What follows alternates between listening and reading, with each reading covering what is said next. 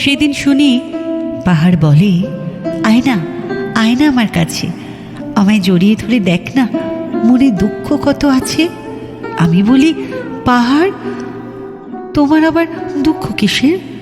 নীল সবুজে থাকো মিশে, অনন্ত এই নীল আকাশ আর সবুজ চারিদিকে। পাহাড় বলে, এসব কিছুর মাঝখানেও সবই লাগে ফিকে।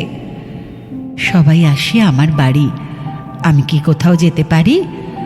ঝর্ণা হয়ে তাই তো কাঁদি, শুকোয় না সে জল, দিবানিশি দুঃখ হয়ে বহে অবিচল। দেখি মেঘ উড়ে যায়, নদী বয়ে যায়, ভাবি নদীর হাতেই পাঠিয়ে দেব সবার নামে চিঠি। মেঘ নদীকে পিয়ন করে, মেঘ পিয়নের ডাকে করে আমার খবর সবার কাছে পৌঁছে যায় যদি। এবার আমায় বলল ডেকে এক খরস্রোতা নদী, বন্ধু তোমার সাথে গল্প করার সময় পেতাম যদি। সকাল থেকে রাত্রি আমি শুধুই বয়ে চলি, চলার পথের স্মৃতি যত পিছনে ফেলে চলি। আমি বলি, তোমার থেকে শিখবো আমি এগিয়ে চলার নীতি।